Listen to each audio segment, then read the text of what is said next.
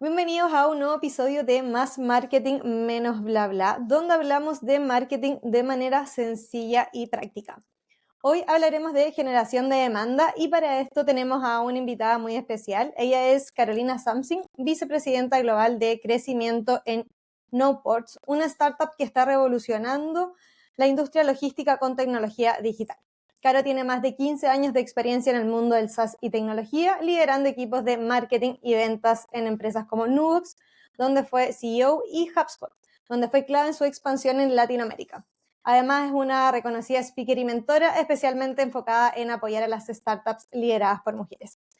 Y bueno, ¿quién mejor que Caro para guiarnos en este episodio con tips y estrategias sobre generación de demanda? Así que, Caro, bienvenida. Muchísimas gracias por acompañarnos hoy. Muchas gracias por la invitación. Caro, no sé si nos podrías ahí contar un poco qué es esto que más te apasiona del marketing. Súper. Bueno, yo un dato como freak de mí mismo es que yo de undergrad estudié periodismo. Y una cosa que yo sí creo que de cómo el periodismo salté después al marketing y era como algo que me gustaba mucho, es que es al final las dos tienen una relación muy grande, que es al final contar muy buenas historias para una audiencia definida, ¿cierto? En el periodismo uno hace eso a través de una entrevista, a través de una historia, a través de una narrativa. El marketing al final uno hace un poco lo mismo, también tienes que identificar a quién le estás enviando un mensaje, ¿cierto? Y qué va a ser lo más relevante, lo más útil para esa persona. Entonces a mí personalmente es un poco lo que más me gusta, ¿cierto? Poder identificar esos dolores, identificar a esas personas, entender a esas personas y poder comunicarles algo útil y relevante y que les entretenga y que les guste. Así que eso es un poco lo que más me gusta de marketing. Maravilloso. Oye, Caro, no sé si nos podrías contar qué es la generación de demanda. Súper, la generación de demandas son las estrategias concretas que un equipo de marketing realiza para ir a buscar a ese cliente ideal que a ti te gustaría tener y que tu producto y tu servicio atiende y soluciona de la mejor forma. Entonces, por ejemplo, una estrategia de la generación de demanda puede ser hacer un evento, ¿cierto? E invitar a personas a un evento presencial. Pero una estrategia de generación de demanda también puede ser hacer una campaña en Google de Pay. Una estrategia de generación de demanda también puede ser hacer un webinar, mandar un mensaje por WhatsApp, ¿cierto? Todo esto son distintas estrategias que al final giran en torno a quién es ese cliente ideal que tú quieres ir a buscar, cuál es el dolor que tú le estás solucionando, por lo tanto, cuál es el mensaje que tú le vas a armar, ¿cierto? Y qué canal vas a ir usando. Entonces, es toda una estrategia que justamente la gracia es poder hacerla a través de o alrededor de tus clientes ideales, porque al final la definición justamente de generación de demanda es generar estos prospectos, que es un prospecto, es una potencial oportunidad, ¿cierto? Para tu producto o tu servicio. Ya, genial. Perfecto. Oye, no sé si nos podrías contar por qué es tan importante conocer a este cliente ideal o a este buyer persona que era algo que habías mencionado ahí. Súper. Muchas veces las estrategias de marketing, y quizás también los que somos más viejitos en este tema, ¿cierto? Estamos como medios como fijados en que el marketing al final es hacer como cosas como de impacto y como cosas entretenidas y cosas como cool y uno de repente se acuerda de estos comerciales de la época de los 90. Ahora un poco justamente el marketing, que eso es una parte del marketing, que es como generar reconocimiento o awareness de marca, ¿cierto? Pero lo que tiene que justamente hacer, lograr el marketing es ir a buscar a aquellos clientes que tu producto o tu servicio solucionan. No queremos ir a buscar a todos los clientes, ¿cierto? Queremos ir a buscar a aquellos que en verdad van a poder comprar mi producto o mi servicio. Y esa es la definición de un cliente ideal, ¿cierto? También se le llama el ICP, que es el Ideal Customer Profile, que su definición al final es todos aquellos clientes cuyo dolor es solucionado por tus productos y por tus servicios y que además, y esta patita yo también se la sumo, financieramente hace sentido adquirir y retener, ¿cierto? Entonces partamos como desglosándolo en pedacitos, ¿cierto? Primero, este cliente ideal es aquel que tu producto o tu servicio le soluciona un dolor concreto. Por lo tanto, tu cliente ideal tiene que sí o sí tener un dolor o una necesidad concreta. Yo siempre digo que si no hay dolor, no hay negocio. Porque a mí realmente me gustaría que la gente usara mi producto, me gustaría que la gente, pero resulta que se lo solucionan pegándose un post-it en el computador y no hay un dolor, ¿cierto? O sea, en verdad tiene que haber un dolor, una necesidad. Entonces, por lo tanto, no solamente buscamos quién es ese cliente ideal, sino que quién es ese que tiene ese dolor o esa necesidad concreta, ¿cierto? Entonces ya, yo identifiqué ese dolor, identifico quién es ese cliente ideal que lo tiene. Por ejemplo, yo que soy mujer y mamá, ¿cierto? Entonces tengo un dolor que, estoy inventando, Tengo muchos hijos, ¿cierto? Que tienen demasiados panoramas en los fines de semana, perdón, durante la semana que yo tengo que coordinar, entonces inventémosle un calendario, ¿cierto? Como ordena, qué sé yo. Pero hay un dolor súper definido, ¿cierto? Es una mamá que trabaja, que además tiene más de un hijo, ¿cierto? O sea, ahí hay un dolor, ¿cierto? Después yo identifico qué necesito, el cliente ideal, ¿cierto? Lo caracterizo. ¿Y por qué es importante? Justamente porque todas mis estrategias de generación de demanda, ¿cierto? Acordémonos que la idea es ir a buscar más Carolina, ¿cierto? Para poder venderle mi producto, van a girar en torno a ese cliente ideal. Yo no voy a hacer una estrategia en un canal, por ejemplo, que ese cliente ideal no usa o no lo ve, ¿cierto? De nuevo, volviendo a un ejemplo concreto. Si yo estoy buscando mujeres, ¿cierto? No voy a arreglar mi edad, ¿ya? Pero mujeres que no son tan jóvenes ya, probablemente no voy a hacer una estrategia, una campaña quizás en TikTok, ¿cierto? Quizás voy a usar más Instagram, por ejemplo, que ya es como la red social de los más viejitos. Si es que quiero hacer un evento, por ejemplo, para, qué sé yo, mamás, pucha, quizás no lo voy a hacer a las 6 de la tarde, porque en verdad uno tiene que estar en la casa con los niños. Entonces, esos son un poco, te empiezan a dar ideas, ¿cierto? De cómo tú puedes estructurar de nuevo tu estrategia, tus canales, tu contenido, tu mensaje en base a tu cliente ideal. Por eso es tan importante identificarlo. Ahora, cuando yo hablo de cliente ideal, todo el mundo como que asiente la cabeza y lo encuentra como súper lógico, ¿sí? Pero después cuando yo indago un poquito en cómo identifican este cliente ideal, ahí es donde la mayoría de las empresas se caen. ¿Por qué? Porque cliente ideal suena como aquel cliente que a mí me gustaría tener, ¿cierto? No es el cliente que a ti te gustaría tener, es el cliente que en verdad te necesita. Por lo tanto, es un cliente real. Entonces, la única forma de identificar ese cliente real es ir a hablar con clientes reales o con prospectos. Entonces, muchas veces me pasa que los equipos de marketing y los equipos de ventas se sientan en una sala encerrados en 4 paredes y se ponen a rayar el pizarrón, ¿cierto? Y dicen, sí, mi cliente ideal, mujer entre 35 y 45, ingresos no sé cuánto, suena, está perfecto, ¿cierto? Oye, Maca, ¿te parece? Sí, me parece. Y resulta que nunca hablaron con un cliente de verdad. Bueno, si no se define un cliente ideal. Un cliente ideal uno tiene que ir y hablar con prospectos, no tiene clientes reales todavía porque estoy recién conversando a mi empresa. Bueno, voy y hablo con prospectos. ¿Y qué les pregunto? Sus dolores, los canales que utilizan, los mensajes que le llaman la atención, cuál es ese dolor que están teniendo, cuál es la solución que utiliza hoy día, ¿cierto? Así se arma una descripción. Toma tiempo, y cuando yo digo esto, todo el mundo me mira como, pero eso es demasiado trabajo. Y yo, sí, es demasiado trabajo, pero es la llave fundamental si tú quieres que cualquiera de tus estrategias de marketing sea efectiva. Tiene que girar en torno a tu cliente ideal. Tu cliente ideal está mal definido, todo el resto probablemente no va a funcionar. O te va a salir muy caro o no va a llegar nadie. Entonces, por eso, efectivamente, siempre mi tarea para la casa después de estas conversaciones es que todos se vayan a armar, a hacer el ejercicio de definición de su cliente ideal de forma real, hablando con prospectos o hablando con clientes, entrevistándolos. Y lamentablemente no es una tarea que uno puede hacer una vez y después se olvida para el resto de la vida, ¿cierto?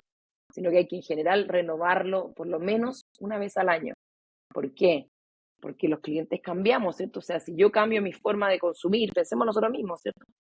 Aparte, tuve una pandemia de por medio.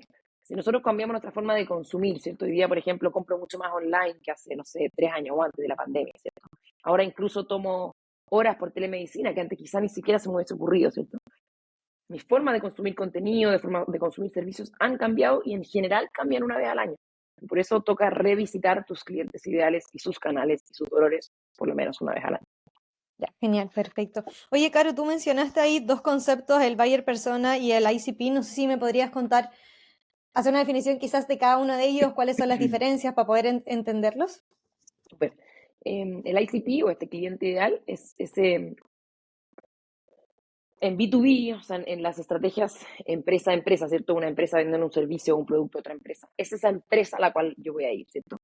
Es ese cliente ideal, esa empresa a nivel como grande, que sé yo, son empresas grandes, enterprise, de una industria tal, una vertical tal, ubicada en tal parte.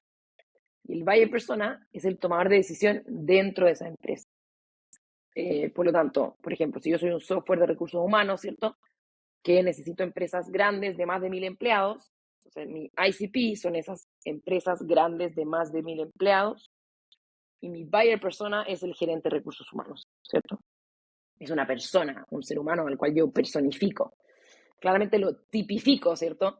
Pero la gracia o lo diferente que nos enseñaron a todos en la universidad de este como proceso medio demográfico, así como mujer, 35, ABC1, qué sé yo, no. La gracia de nuevo un buyer persona es humanizarlo lo más posible para yo poder de nuevo identificar sus dolores, entenderlo y hacerlo lo más cercano posible, cosa que yo pueda hacer dos cosas. No solo estructurar mis estrategias de marketing, sino que también mis estrategias internas y mis conversaciones internas a nivel de empresa, entre el equipo de marketing, el equipo de ventas, el equipo cliente, el equipo producto, estén alineadas. Estamos armando una campaña para Olga ocupada.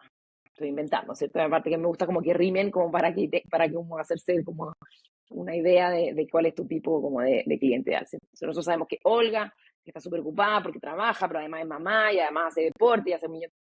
Olga ocupada, esta campaña es para ella, tiene poco tiempo, ¿cierto?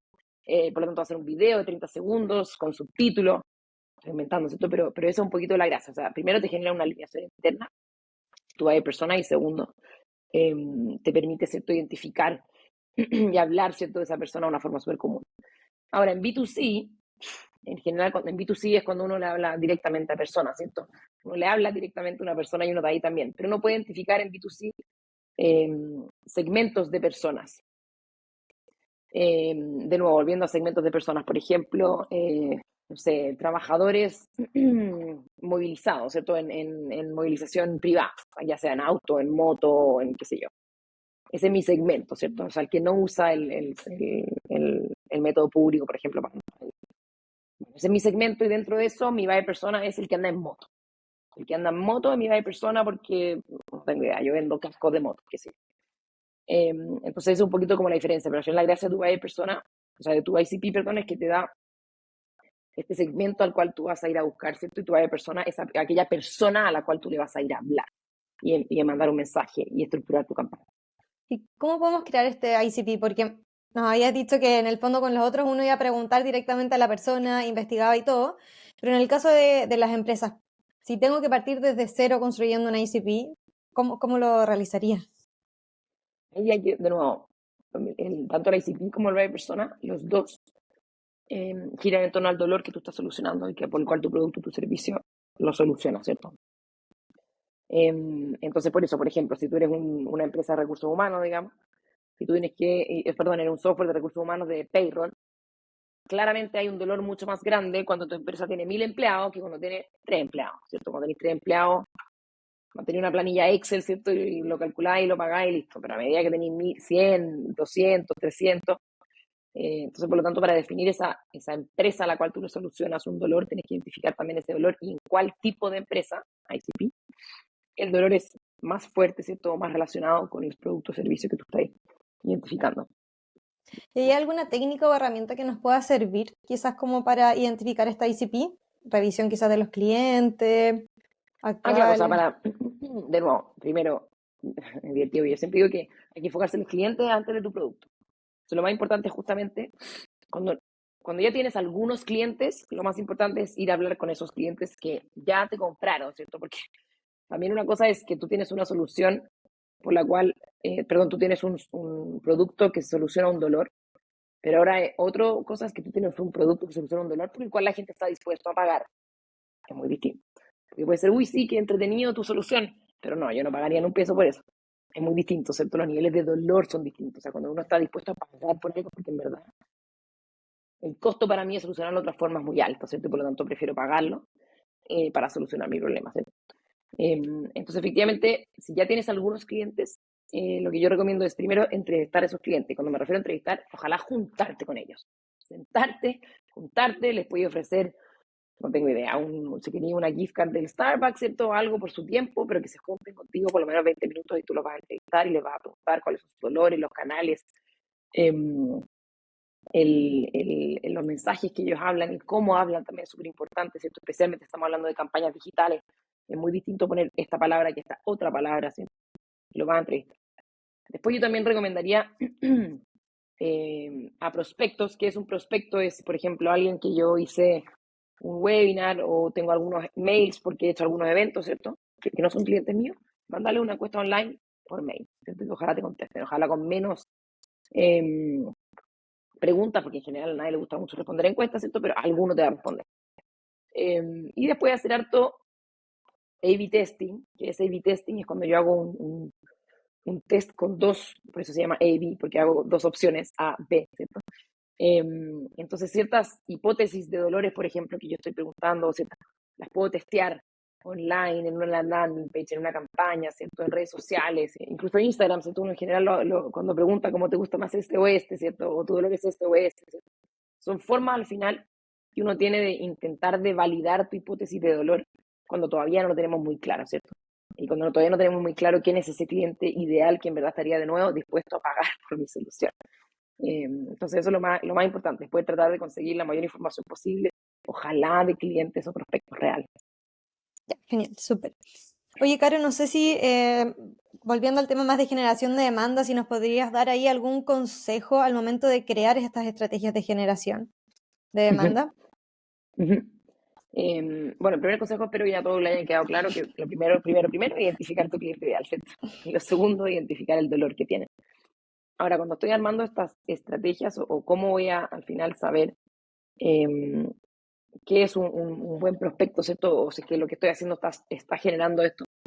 Yo tengo que identificar aquellas oportunidades. ¿Qué es una oportunidad? Es un potencial cliente, ¿cierto? Alguien que o me pide una cotización, o me mandó un mail, o me llamó por teléfono, o me mandó un WhatsApp, ¿cierto? Y eso es una oportunidad, ¿cierto? Y esa oportunidad hay que tratar de capturarla, ¿cierto? De la mejor forma posible para poder cerrarla y convertirse en un cliente.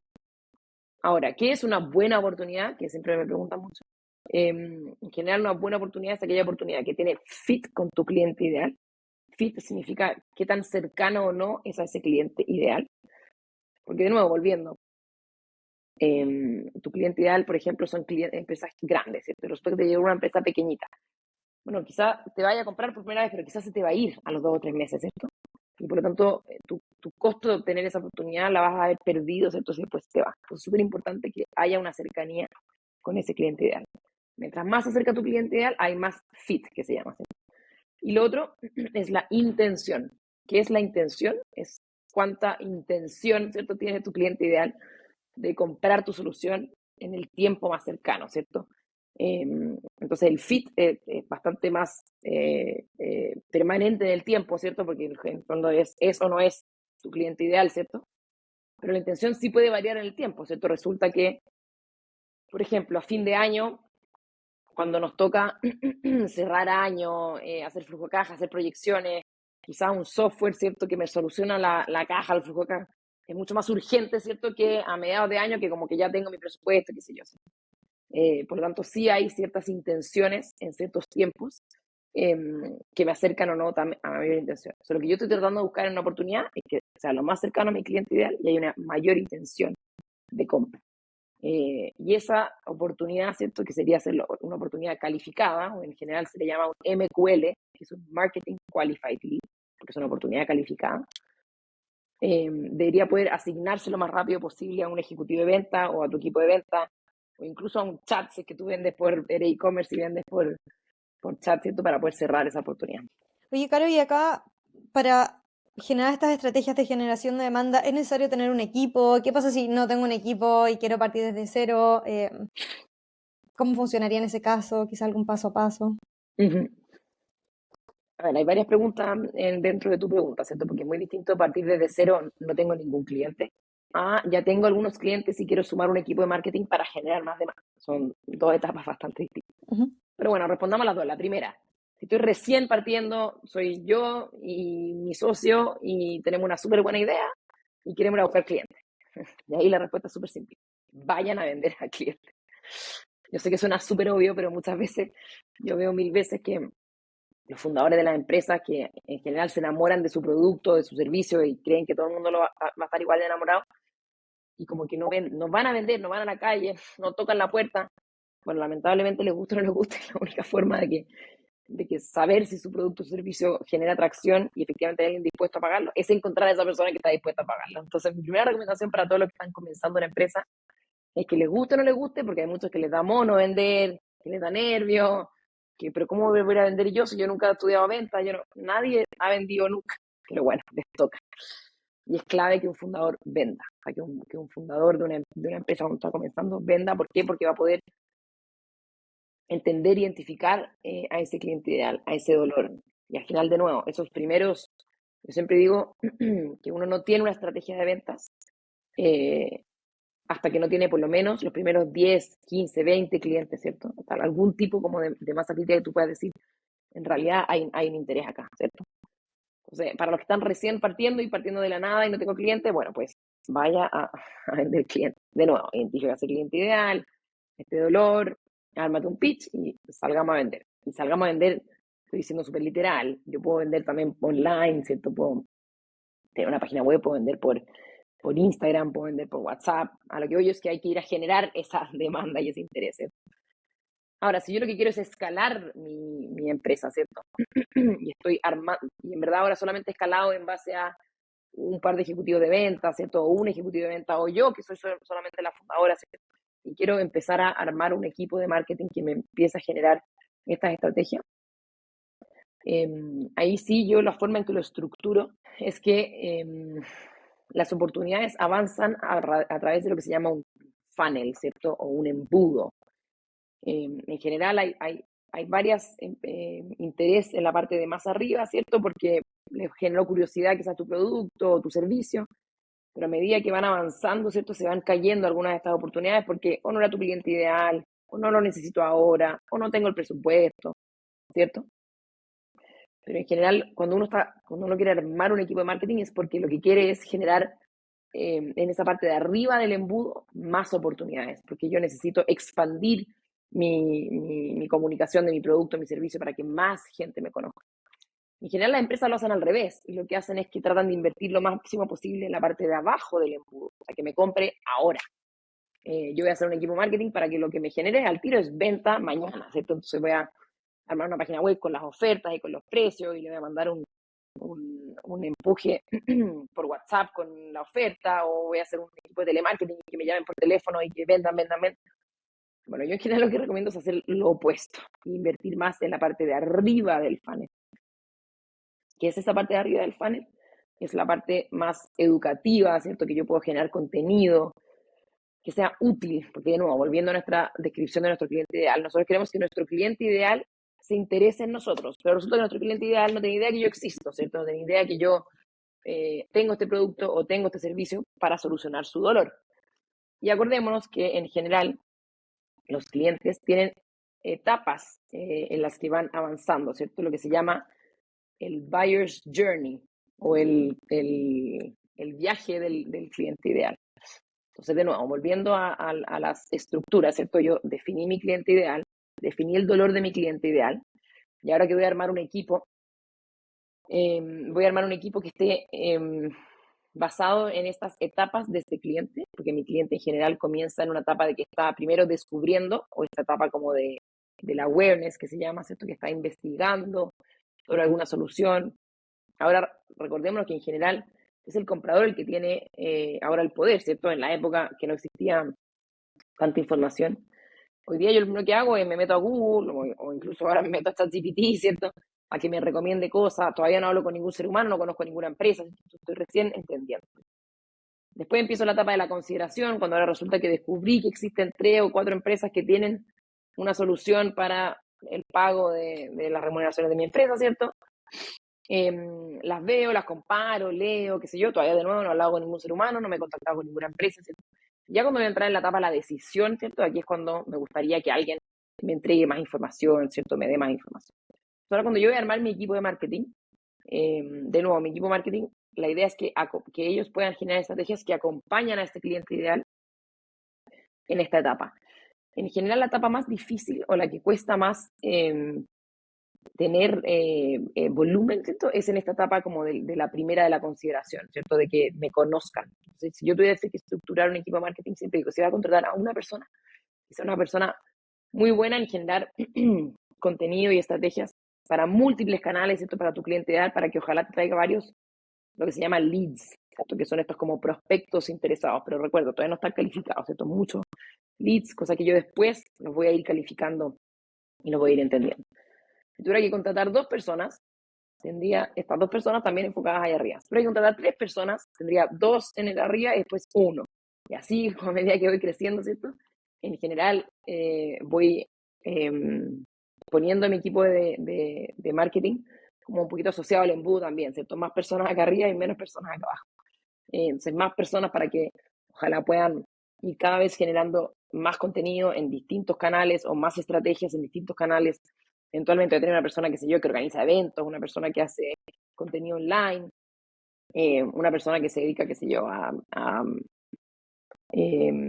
campañas de formatos, qué sé yo, digitales. Entonces, todas estas personas van a estar enfocadas en generar más demanda o leads en la parte de arriba del funnel y después voy a tener a menos personas encargadas en que estas personas vayan avanzando por el funnel, ¿cierto? Y ahí yo lo voy optimizando a medida que van avanzando en este journey hasta que ya pueden llegar a hablar con un ejecutivo de venta, ¿cierto? O con un equipo de venta o con tu sistema, ¿cierto? De vender, si quieres, 100% online.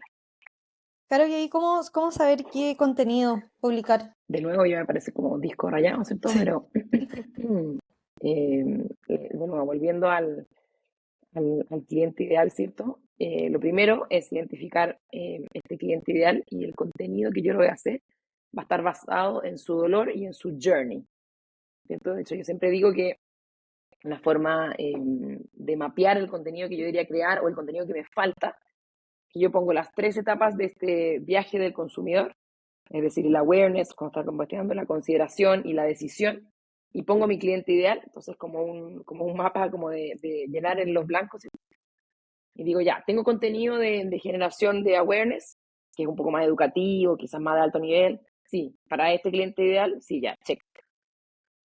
Tengo contenido para la etapa de consideración, es decir, me comparo con mi competencia, por ejemplo, muestro los atributos, ¿cierto?, que tiene versus otros servicios. No, ya, chuta, me toca hacerlo. Tengo contenido de la etapa de la decisión, por ejemplo, un caso de éxito de un cliente, cómo implementarlo, una demo online, ¿cierto? Todo lo que ya en verdad me tiene que llevar a tomar la decisión. Y en general la decisión uno lo toma en base a precio, ¿cierto? En base a qué tan bien se ajusta o no a lo que yo estoy buscando. Cuando yo quiero ver la solución, quiero poder saber cuánto me cuesta, quiero poder entenderla, cómo la voy a poder implementar, ¿cierto?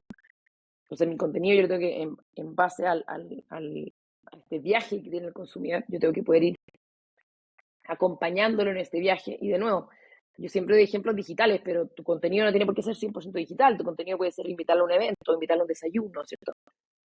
Para poder presentarle algo, para poder mostrarle algo. Lo que yo tengo que lograr hacer es acompañarlo en este viaje, y que vaya avanzando en la toma de decisiones en base a cómo tú lo vas ayudando, ¿cierto? Y cómo tú vas generando ese contenido. Claro, y no sé si me podrías contar como algún ejemplo en concreto, como algún caso de éxito, que hayas realizado todo Eh, lo que me mencionaste. sí, claro.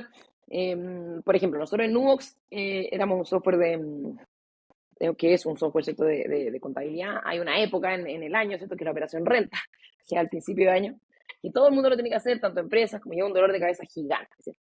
Entonces nosotros, la operación renta se hace en general comienza como en marzo, ¿cierto? Y termina como en junio, por ahí.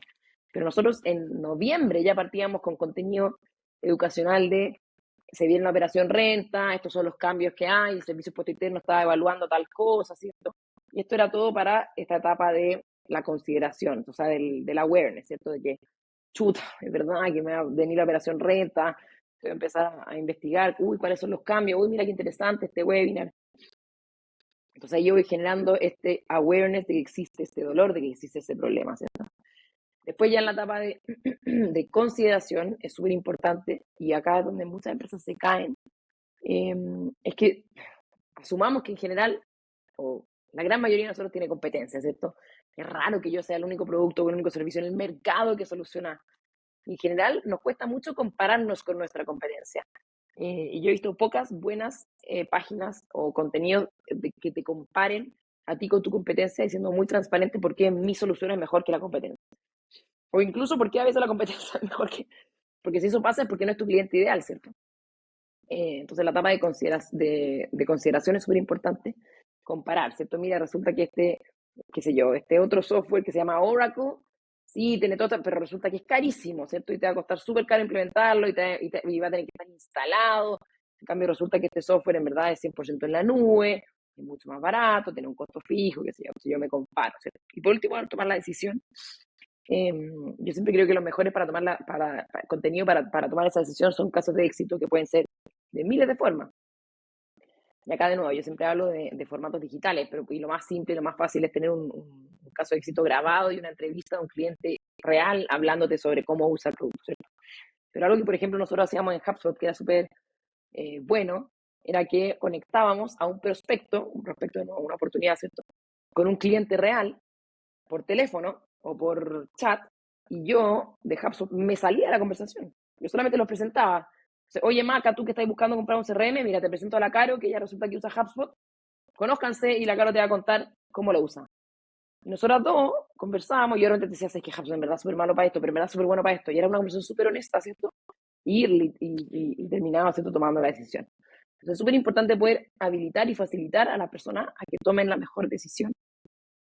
Y acá yo siempre apelo a los equipos de venta y a los equipos de marketing a la transparencia, a ser directo, o sea, esto de ser como ese vendedor como de que te meto la letra chica, ¿cierto? Que te trato, eso ya no existe en general, la gente siempre va, o sea, la información está en todos lados, ¿cierto? Entonces, mientras uno más honesto y genere más esa relación con los clientes, mejor va a salir, ¿cierto? Y después, este cliente que además tú le permitiste que hablara con otro cliente que tiene un dolor parecido, que ya usa la herramienta que tú estás evaluando, te aseguro que te va a recomendar a otra persona, ¿cierto?